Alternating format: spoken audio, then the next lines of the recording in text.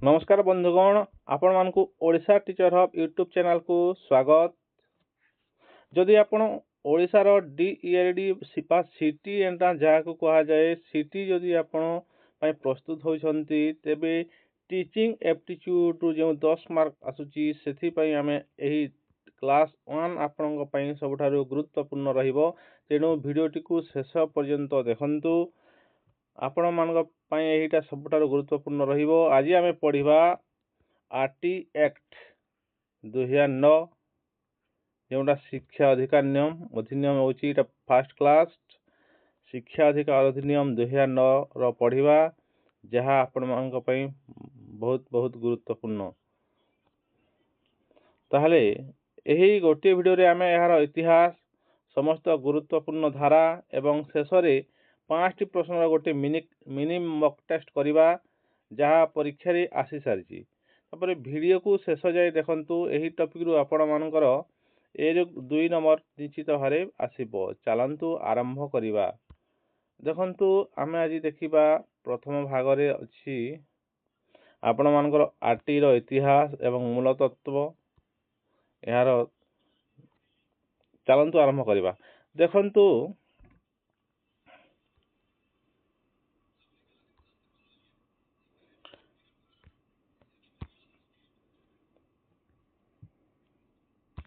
RT रो इतिहास एवं मूल तथ्य देखिबा हिस्ट्री मेन फैक्ट कोन अछि।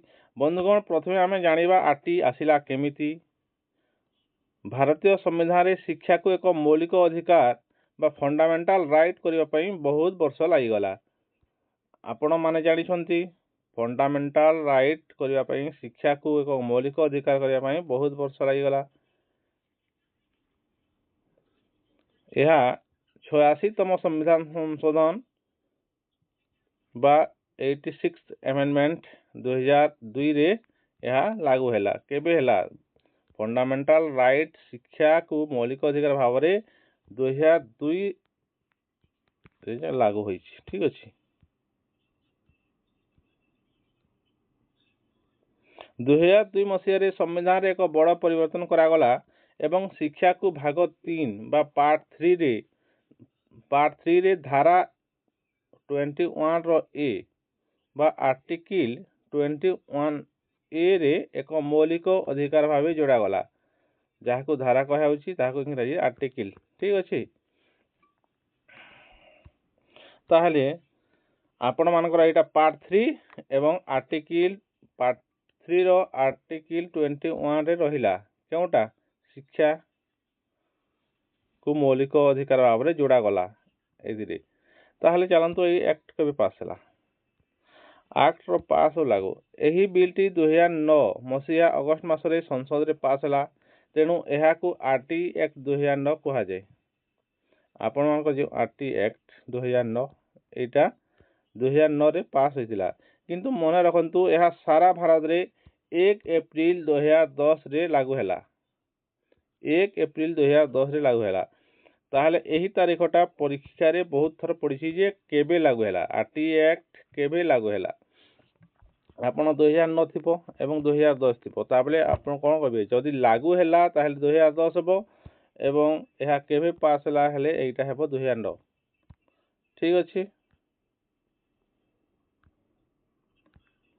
भारतर स्थान देखंतु आरटी लागू करिवारे पृथ्वी रे शिक्षा को मागणा एवं बाध्यतामूलक करिवारे भारत हैला 135तम देश।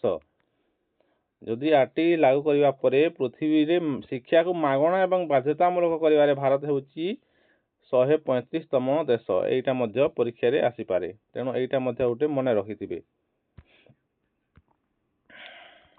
एबे देखिबा मुख्य नियम कोन एवं सरकारी गाइडलाइन कोन अछि।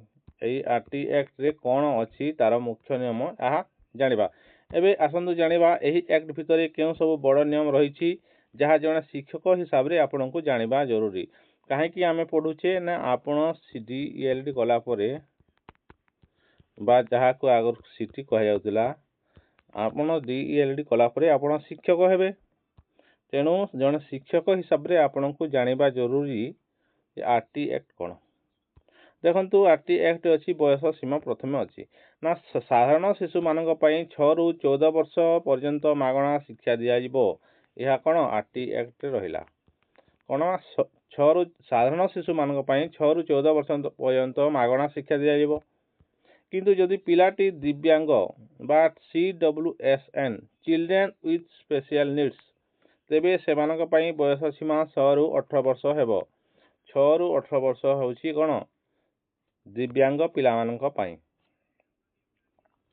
ଏହି CWSN ର ଫୁଲ୍ ଫର୍ମ ପଡ଼େ ପରୀକ୍ଷାରେ ବାରମ୍ବାର ଆପଣମାନେ, ତେଣୁ ଏହାକୁ ଧ୍ୟାନରେ ମନେ ରଖିବେ। ଚିଲଡ୍ରେନ୍ ୱିଥ୍ ସ୍ପେସିଆଲ ନିଡ୍ସ, ଠିକ୍ ଅଛି। ଏବଂ ଏହାର ଦିବ୍ୟାଙ୍ଗ ପିଲାଙ୍କ ପାଇଁ ମାଗଣା ବାଧ୍ୟତାମୂଳକ ଶିକ୍ଷାର ବୟସ କେତେ ନା 6 ରୁ 18 ବର୍ଷ।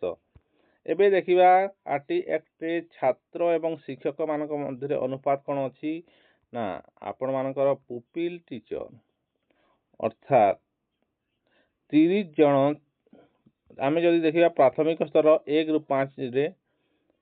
ରୁ 5 ପର୍ଯ୍ୟନ୍ତ ପ୍ରଥମରୁ ପଞ୍ଚମ ଶ୍ରେଣୀ ପାଇଁ ପ୍ରତି 30 ଜଣ ପିଲାରେ 1 ଜଣ ଶିକ୍ଷକ ବା 30:1 ଅନୁପାତ ରହିବେ। ଯଦି ପିଲା ସଂଖ୍ୟା 200 ରୁ ଅଧିକ ହୁଏ ତେବେ ଅନୁପାତ 40:1 ହେବ। ତାହେଲେ ଆପଣ ଯଦି ଦେଖିବା ସାଧାରଣତଃ ଛାତ୍ର ଶିକ୍ଷକ ଅନୁପାତ କ'ଣ ରହୁଛି ନା 30:1। ଓକେ, এইটা ମନେ ରଖିବେ, 30 ଜଣରେ ଜଣେ ଶିକ୍ଷକ। ଏବେ ଦେଖିବା ଉଚ୍ଚ ପ୍ରାଥମିକ ସ୍ତର ଯାହା କ୍ଲାସ 6 ରୁ 8ମ ପର୍ଯ୍ୟନ୍ତ ରହିଛି। ତାହେଲେ ଏଥିରେ କ'ଣ ପ୍ରତି 35 ଜଣ ପିଲାରେ 1 ଜଣ ଶିକ୍ଷକ ରହିବେ ଅର୍ଥାତ୍ 35:1। ପ୍ରତି 35 ଜଣ ପିଲାରେ 1 ଜଣ ଶିକ୍ଷକ ରହିବେ। ଦେଖନ୍ତୁ ପ୍ରାଥମିକ ସ୍ତରରେ କେତେ ଜଣ ରହିଲେ ନା ପ୍ରାଥମିକ ସ୍ତରରେ କ୍ଲାସ 1 ରୁ 5ମ ପର୍ଯ୍ୟନ୍ତ 30 ଜଣ ଛାତ୍ରରେ 1 ଜଣ ଶିକ୍ଷକ ଏବଂ 6 ରୁ 8ରେ 35 ଜଣ ପିଲାରେ ଜଣେ ଶିକ୍ଷକ। 30 ଜଣ ପିଲାରେ 1 ଜଣେ ଶିକ୍ଷକ କେଉଁଥିରେ ନା ପ୍ରାଥମିକ ସ୍ତରରେ ଏବଂ ଉଚ୍ଚ ପ୍ରାଥମିକ ସ୍ତରରେ 35 ଜଣ ପିଲାରେ 1 ଜଣ ଶିକ୍ଷକ, ଏହା ଧ୍ୟାନରେ ରଖିବେ। ଏବେ ଦେଖିବା କାର୍ଯ୍ୟ ଦିବସ କ'ଣ ଦେଇଛି। ଦେଖନ୍ତୁ ୱାର୍କିଂ ଡେ ଦେଇଛି। ପ୍ରାଥମିକ ସ୍କୁଲ ବର୍ଷକୁ କମ୍ ସେ କମ୍ 200 ଦିନ ବା 800 ଘଣ୍ଟା ଚାଲିବ। 200 ଦିନ ଅର୍ଥାତ୍ 800 ଘଣ୍ଟା ଚାଲିବ ପ୍ରାଥମିକ ସ୍କୁଲ, ଯେଉଁଟା ଆପଣଙ୍କର ପ୍ରଥମରୁ ପଞ୍ଚମ ଶ୍ରେଣୀ ପର୍ଯ୍ୟନ୍ତ। ଏବଂ ଉଚ୍ଚ ପ୍ରାଥମିକ ସ୍କୁଲ ବର୍ଷକୁ ଅନ୍ତତଃ 220 ଦିନ ଖୋଲା ରହିବ, 1000 ଘଣ୍ଟା ତାର କାର୍ଯ୍ୟ ଦିବସ ରହିବ। ଓକେ, ବୁଝିପାରିଲେ। ତାପରେ ଦେଖିବା ଜଣେ ଶିକ୍ଷକଙ୍କ ପାଇଁ ସପ୍ତାହକୁ ଅନ୍ୟୁନ 45 ଘଣ୍ଟା କାର୍ଯ୍ୟ କରିବା ପାଠପଢ଼ା ପ୍ରସ୍ତୁତି ସହିତ ବାଧ୍ୟତାମୂଳକ କରାଯାଇଛି। ନା ଜଣେ ଶିକ୍ଷକ ସପ୍ତାହକୁ ଅନ୍ୟୁନ 45 ଘଣ୍ଟା କାର୍ଯ୍ୟ କରିବେ। ଏବେ ଦେଖିବା ଭାଗ 3 ଦେଖିବା। ଏଥିରେ କ'ଣ ଅଛି ନା ଶ୍ରେଣୀ ଗୃହରେ କ'ଣ ସବୁ ନିଷେଧ ଅଛି, ବ୍ୟାନ୍ କରାଯାଇଛି। ଆପଣ ଜାଣିଛନ୍ତି ନା କ'ଣ ଆର୍ଟି ଆକ୍ଟ କିଛି ଜିନିଷକୁ ସମ୍ପୂର୍ଣ୍ଣ ଭାବେ ବ୍ୟାନ୍ କରିଛି, ଯେଉଁଥିରୁ ସିଚୁଏସନାଲ ପ୍ରଶ୍ନ ନିଶ୍ଚିତ ଭାବରେ ଆସିଥାଏ। ଯେଉଁଥିରୁ ସିଚୁଏସନାଲ ପ୍ରଶ୍ନ ପରୀକ୍ଷାରେ ଆସେ ସେମାନଙ୍କ ମଧ୍ୟରୁ କ'ଣ ଅଛି ନା ଦେଖିବା ଶାରୀରିକ ଓ ମାନସିକ ଦଣ୍ଡ ନିଷେଧ। এইটা କେଉଁ ସେକ୍ସନରେ ଆସିଛି ନା ଏହା ସେକ୍ସନ 17ରେ ଅଛି। ତାହେଲେ ପିଲାଙ୍କୁ ବାଡ଼େଇବା, କାନ ମୋଡ଼ିବା କିମ୍ବା ମାନସିକ ସ୍ତରରେ ନିର୍ଯାତନା ଦେବା ଆଇନଗତ ଅପରାଧ। ତେଣୁ ଯେଉଁ ଆପଣମାନଙ୍କର ଯେଉଁ ଦଣ୍ଡମୁକ୍ତ ଅଞ୍ଚଳ କରାଯାଇଛି ସେଇଟା କ'ଣ ଆର୍ଟି ଆକ୍ଟ ଅନୁସାରେ ହୋଇଛି ଏବଂ ପିଲାଙ୍କୁ ବାଡ଼େଇବା, କାନ ମୋଡ଼ିବା କିମ୍ବା ମାନସିକ ସ୍ତରରେ ନିର୍ଯାତନା ଦେବା ଆଇନଗତ ଅପରାଧ ମନା କରାଯାଇଛି ଆପଣଙ୍କ ଆର୍ଟି ଆକ୍ଟ ସ୍ତରରୁ। ଆର୍ଟି ଆକ୍ଟରେ ଆପଣମାନଙ୍କୁ କ'ଣ ଶାରୀରିକ ଏବଂ ମାନସିକ ଦଣ୍ଡକୁ ନିଷେଧ କରାଯାଇଛି, ଯାହା ସେକ୍ସନ 17ରେ ଅଛି। এইটা ମନେ ରଖିବେ। ଏବଂ କ'ଣ ଅଛି ନୋ ଡିଟେକ୍ସନ ପଲିସି ରହିଛି। କ୍ଲାସ 8ମ ପର୍ଯ୍ୟନ୍ତ କୌଣସି ପିଲାଙ୍କୁ ଫେଲ୍ କରାଯାଇ ସେହି କ୍ଲାସରେ ରଖାଯାଇ ପାରିବ ନାହିଁ। ପିଲାଙ୍କୁ ଫେଲ୍ କରାଯାଇ ପାରିବ ନାହିଁ ଏବଂ ସେହି କ୍ଲାସରେ ପୁନଃ ରଖାଯାଇ ପାରିବ ନାହିଁ। এইটা ନୋ ଡିଟେକ୍ସନ ପଲିସି କୁହାଯାଏ। এইটা ମଧ୍ୟ ମନେ ରଖିବେ। ଏବଂ ଏହି ଆକ୍ଟ ଅଣ୍ଡରରେ ଆଉ କ'ଣ ଆସୁଛି ନା ସ୍କ୍ରିନିଂ ପ୍ରୋସିଜ୍ୟୁର ବ୍ୟାନ୍ କରାଯାଇଛି। ଆଡମିସନ ସମୟରେ ପିଲା କିମ୍ବା ପିତାମାତାଙ୍କର କୌଣସି ପରୀକ୍ଷା କିମ୍ବା ଇଣ୍ଟରଭ୍ୟୁ ନିଆଯାଇ ପାରିବ ନାହିଁ। ଶିକ୍ଷାର୍ଥୀକୁ କ'ଣ ଆପଣମାନଙ୍କୁ ଡାଇରେକ୍ଟ ଆଡମିସନ କରାଯିବ। କେଉଁ କ୍ଲାସ ପର୍ଯ୍ୟନ୍ତ ନା 8ମ ପର୍ଯ୍ୟନ୍ତ। ताहले आपण मानकु कोन ना कोनोसी एडमिशन समय पिला किंबा पिता मातांकर कोनोसी इंटरव्यू निया जाई परिबो नाही। एवं कोन रहिछि ना घरोई ट्यूशन रहिछि। प्राइवेट ट्यूशन कोन सरकारी स्कूल शिक्षक मानकु घरोई ट्यूशन मना करा जायछि। सरकारी स्कूल शिक्षक माने घरोई ट्यूशन करि परिबे नाही। एहा आसुछि आपण मानकर सेक्शन 28 रे। एइटा मने रखिबे ना सेक्शन 28 अनुसार सरकारी स्कूल शिक्षक माने घरोई ट्यूशन करि परिबे नाही।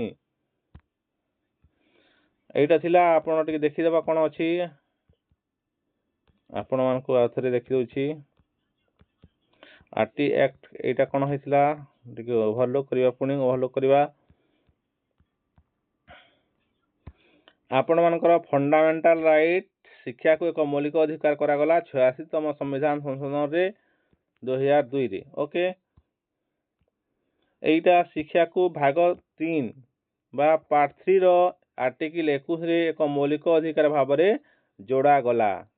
धारा 21 थिला धारा 21 रो ए करी की एथिरे जोड़ा गला शिक्षा को गोटे मौलिक अधिकार भाव रे। ओके तापरे देखिबा आरटी एक्ट बिल 2009 मसिया अगस्त मासरे संसद रे पास होला।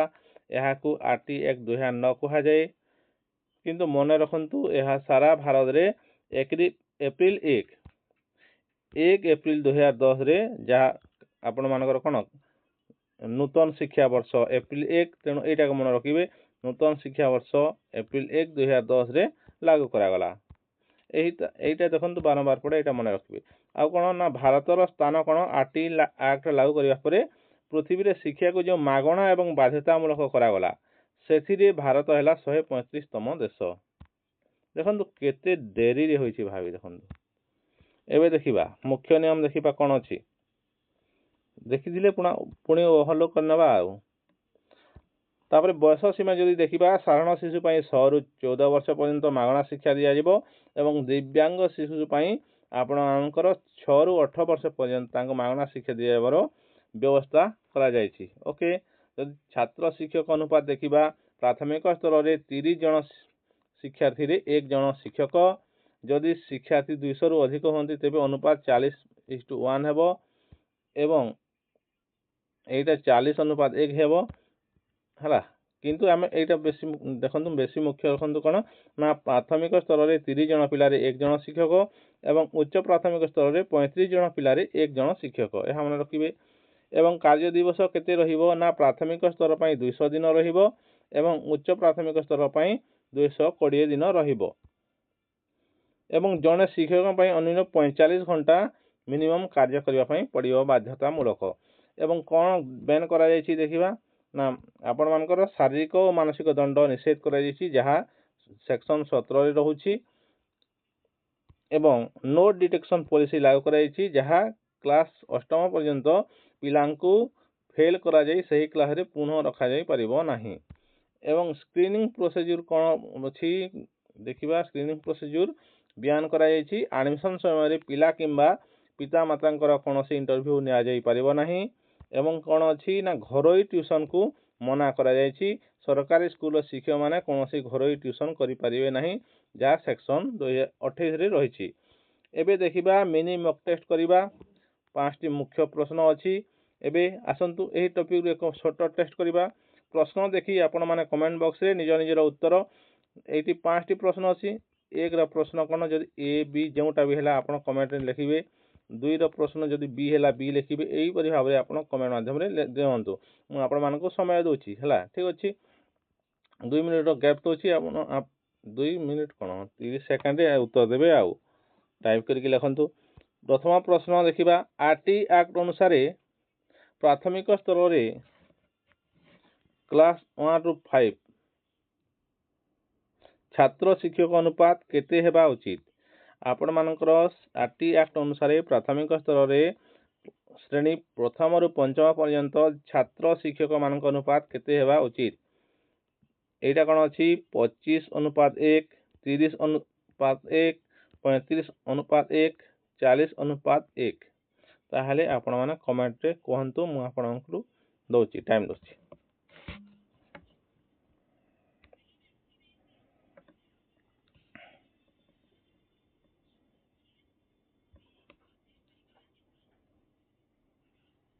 कमेंट करंतु उत्तर आसु मु समस्त उत्तर चेक करी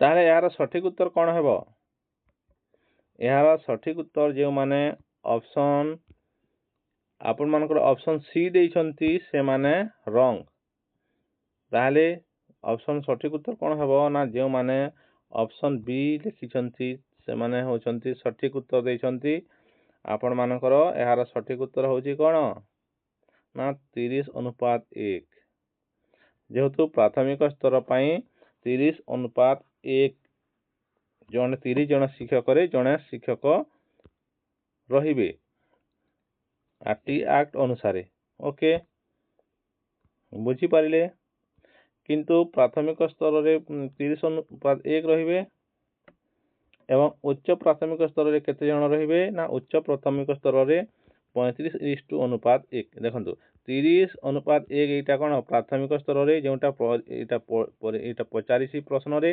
ए 35:1 एटा उच्च प्राथमिक स्तर रे आ 40:1 जदि 200 पिला अछंती 200 पिलारु अधिक जदि अछंती प्राथमिक स्तर रे एटा प्राथमिक स्तर रे जदि 200 रु अधिक पिला रहउछंती ताहेले 40:1 हेबो देखंतु प्रत्येक अनुपात कला गला ए 25:1 नाही हला ताहेले एहिटा तीनोटी ऑप्शन एमिति दिया जायछि जहा आपण मानको कंफ्यूज करिवो परीक्षा रे एमिति प्रश्न ही आछे ठीक अछि एबे देखिबा शिक्षा अधिकार एक्ट आरटी भारतीय संविधान रो केउ धारा रो अधीन रे आसी थाए आर्टिकल 21 आर्टिकल 45 आर्टिकल 21 रो ए आर्टिकल 51 रो ए ताहले यार सठिक उत्तर कोन हबो कमेंट करंतु मु आपण मानकर समस्तंकर उत्तर देखिबी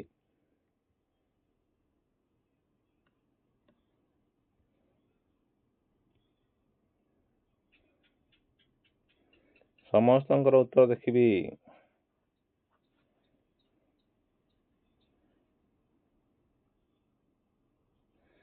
हाँ ताहले यार सठिक उत्तर कौन हबो जो माने डी ऑप्शन चूज करिसंती से माने हेले रॉन्ग नंबर भूल उत्तर एटा हला भूल उत्तर यार सठिक उत्तर कौन हबो जो माने article Etah देइसंती article 21 option A देइसंती से माने मध्य भूल उत्तर देइसंती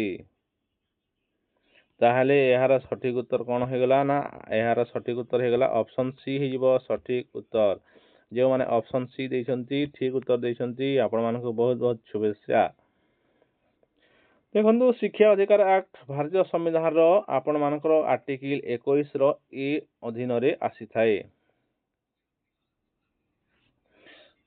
एहा आपणकर केउ पार्ट रे रहिछि ना एहा पार्ट 3 रे रहिछि पार्ट 3 रे एवं आपण मानकर आर्टिकल 21 रे एहा आरटी एक्ट को रखा जायछि एबे जीवा आरटी एक्ट केउ धारा रे पिला मानकु शारीरिक दंड देबाकू निषेध करा जायछि आरटी एक्ट केउ धारा रे पिला मानकु शारीरिक दंड देबाकू निषेध करा जायछि सेक्शन 12 सेक्शन 17 सेक्शन 21 सेक्शन 28 ताले आपण माने कमेंट करंतु आपण मानकु 30 सेकंड टाइम दोछि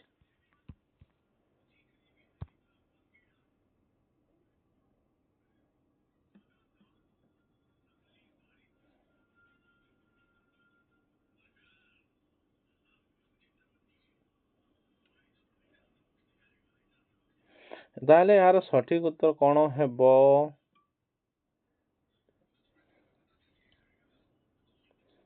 जो माने ऑप्शन सी देइसंती से माने रॉन्ग करिसंती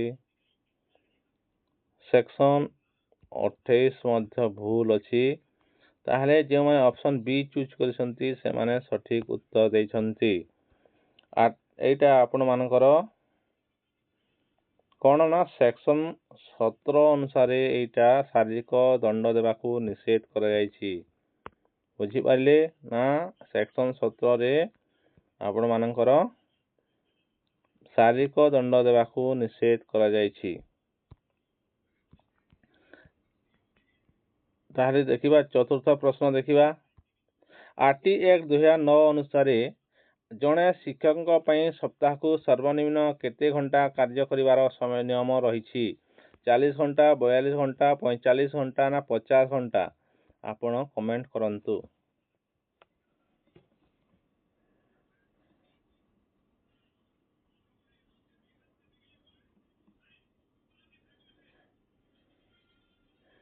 आपणकर प्रत्येक मु किए कमेंट करुच्ची प्रत्येक देखिए समस्त चेक करी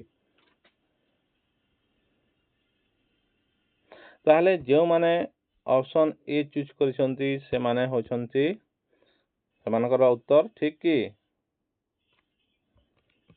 सेमानकर उत्तर भूल हो जाइछि। जे माने ऑप्शन बी चूज करिसंती सेमानकर उत्तर मध्य भूल हो जाइछि। ऑप्शन डी मध्य भूल हो जाइछि। ताहले जो माने ऑप्शन सी चूज करिसंती निश्चित भावे ठीक उत्तर देइछंती। आपण मानकु बहुत शुभेच्छा, आपण ठीक उत्तर देइछंती। ताहले आरटी एक्ट 2009 अनुसार जड़े शिक्षक पई सप्ताह को सर्वनिम्न 45 घंटा कार्य करिया पर नियम रही। एबे जीवा पंचम प्रश्न निकट को जीवा कौन अच्छी ना आरटी एक्ट 2009 अनुसार दिव्यांग CWSN शिशु मानक पई मागणा शिक्षार बयस सीमा केते? एटा 6 रु 14 वर्ष, 6 रु 18 वर्ष, 5 रु 15 वर्ष ना 7 रु 16 वर्ष आपण कमेंट करंतु।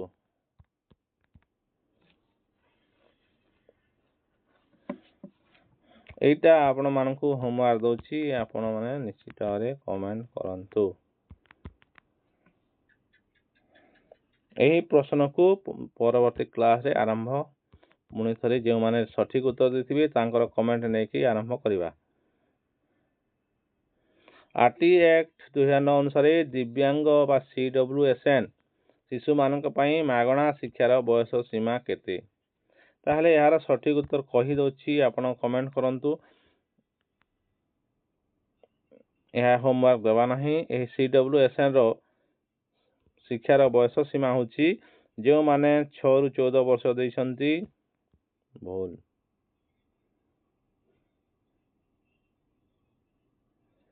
ताहले यार सठिक उत्तर कौन ना ऑप्शन बी हे जबो सठिक उत्तर 6 रु 18 वर्ष होची आपण मानकर आरटी एक्ट अनुसार दिव्यांग बा CWSN शिशु मानक पई मागणा शिक्षार बयस सीमा। ताहले आपण मानक पई होमवर्क रहिला CWSN रो फुल फॉर्म टा कौन? फुल फॉर्म कौन कमेंट रे जणांतु। CWSN रो फुल फॉर्म कौन कमेंट रे जणांतु। जहाँ परीक्षा रे बारंबार आसुची आपण जदि जानिछंती CWSN रो फुल फॉर्म कौन कमेंट माध्यम रे जणांतु। ओके, तेबे बंधुगण यह थिला आरटी एक्ट 2009 रो संपूर्ण निचोड़। आशा करुची आपण माने 5 याक प्रश्न रो सठिक उत्तर देथिबे। आपणकर केते मार्क्स रहिला कमेंट रे निश्चय जणांतु। आगामी वीडियो रे आमे क्लास 2 रे देखिबा NEP 2020 NEP 2020 देखिबा एवं आपण जो होमवर्क देछि CWSN रो फुल फॉर्म टा कमेंट रे मध्ये निश्चित जणांतु। एवं एही क्लास 2 देखिबा पई आपण माने एबे ही हमर ओडिसा टीचर हब चैनल को सब्सक्राइब करि रखंतु। वीडियो भल लागिथिले लाइक एवं शेयर करंतु। देखा हबा आगामी क्लास रे। आपण मानकु बहुत बहुत धन्यवाद।